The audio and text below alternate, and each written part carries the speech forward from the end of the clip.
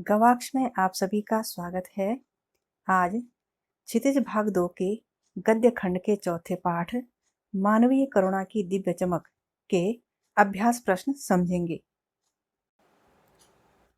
पहला प्रश्न, फादर की उपस्थिति देवदार की छाया जैसी क्यों लगती थी? उत्तर, देवदार हिमालयी क्षेत्रों में पाया जाने वाला एक सदाबहार वृक्ष है। इसकी ऊंचाई लगभग 40 से 50 मीटर होती है। यह वृक्ष औषधीय गुणों से युक्त होता है। इसकी लकड़ी मजबूत, हल्की और सुगंधित होती है। फादर बुल्के में भी देवदार के समान सभी गुण थे। वे हमेशा प्रसन्न रहते थे, सभी को अपनी छत्र छाया में रखते। उनका व्यवहार मधुर था, विचारों से वे मजबूत थे तथा उनकी बातों में औषधि के समान प्रभाव था। दूसरा प्रश्न, फादर बुल्के भारतीय संस्कृति के एक अभिन्न अंग हैं। किस आधार पर ऐसा कहा गया है?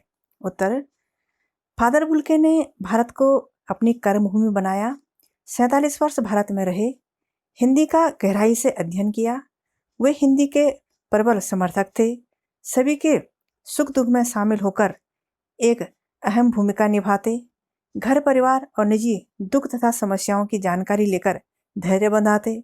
ममता, अपनत्व, करुणा, वात्सल्य, ये सभी गुण उनमें भारतीयों जैसे थे।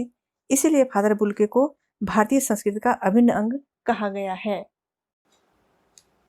प्रश्न 3, पाठ में आए उन प्रसंगों का उल्लेख कीजिए जिनसे फादर बुल्के का हिंदी प्रेम प्रकट होता है। उत्तर, फादर बुल्के हिंदी के पक्षधर थे। भारत आकर उन्होंने कलकत्ता से बीए तथा इलाहाबाद से एमए किया। 1950 में प्रयाग विश्वविद्यालय से शोध प्रबंध रामकथा उत्पत्ति और विकास पूरा किया। फ्रेंच नाटककार मातरलिंक के प्रसिद्ध नाटक ब्लू वर्ल्ड का नीलपंछी नाम से हिंदी रूपांतरण किया। सेंट जेवियर्स कॉलेज रांची में हिंदी तथा संस्कृत विभाग के विभागाध्यक्ष रहे। यहीं उन्होंने अपना प्रसिद्ध अंग्रेजी हिंदी कोश तैयार किया और बाइबिल का अनुवाद भी किया। उनकी चिंता हिंदी को राष्ट्रभाषा के रूप में देखने की थी। हर मंच से इसकी तकलीफ बयां करते, इसके लिए अकाट्य तर्क देते। प्रश्न 4, इस पाठ के आधार पर फादर कामिल बुल्के की जो छवि उभरती है उसे अपने शब्दों में लिखिए। उत्तर, फादर कामिल बुल्के लंबे कद और गोरे रंग के थे। उन्होंने पादरी का सफेद चोगा पहना रहता था। उनकी आंखें नीली और सफेद छाई मारती भूरी दाढ़ी थी। ममता और अपनत्व से भरे हुए वे अपने हर एक प्रियजन को गले लगाने को आतुर रहते थे। उनके व्यवहार में अमृत भरी मिठास थी। दुख के क्षणों में उनके सांत्वना भरे शब्दों का जादुई प्रभाव होता था। आत्मीयता, स्नेह और करुणा से युक्त वे हिंदी प्रेमी तथा महान विद्वान थे। प्रश्न 5, लेखक ने फादर बुल्के को मानवीय करुणा की दिव्य चमक क्यों कहा है? उत्तर, फादर बुल्के ने आजीवन मानवता की सेवा की। घर परिवार के बारे में, निजी दुख तकलीफ के बारे में पूछना उनका स्वभाव था और बड़े से बड़े दुख में उनके मुख से निकले सांत्वना के शब्दों का ऐसा प्रभाव होता था जो किसी गहरी तपस्या के बाद उत्पन्न होता है। करुणा, वात्सल्य, अपनत्व जैसे गुण उनकी दिव्यता उजागर करते थे।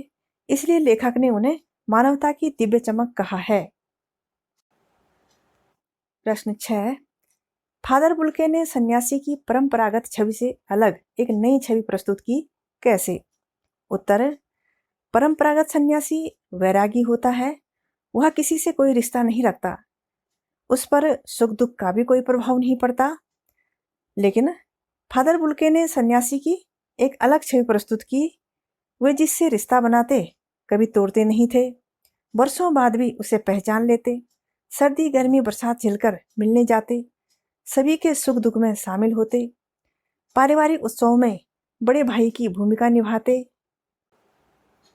और दुख में उनके मुख से निकले सांत्वना के शब्दों का जादुई प्रभाव होता। प्रश्न 7, आशय स्पष्ट कीजिए। क, नम आंखों को गिनना स्याही फैलाना है।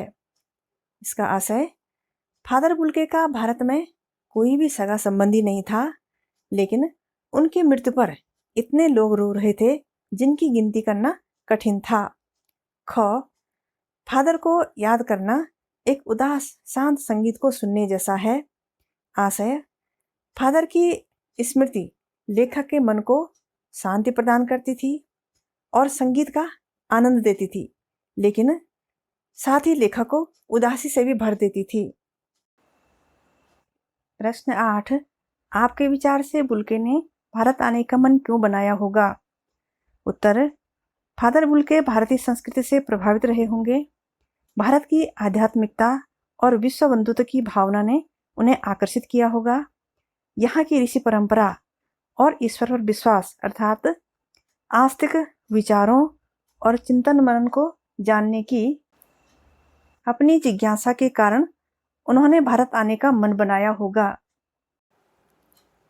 प्रश्न 9, बहुत सुंदर है मेरी जन्मभूमि रेम्स चैपल। इस पंक्ति में फादर बुल्के की अपनी जन्मभूमि के प्रति कौन सी भावनाएं अभिव्यक्त होती हैं? आप अपनी जन्मभूमि के बारे में क्या सोचते हैं? तो इस पंक्ति में फादर बुल्के की अपनी जन्मभूमि के प्रति श्रद्धा, प्रेम और अपनत्व की भावनाएं प्रकट हुई हैं। हमें भी अपनी जन्मभूमि बहुत प्रिय है तथा संपूर्ण संसार में सबसे बढ़कर है। इसीलिए कहा गया है कि जननी जन्मभूमिश्च स्वर्गादपि गरीयसी।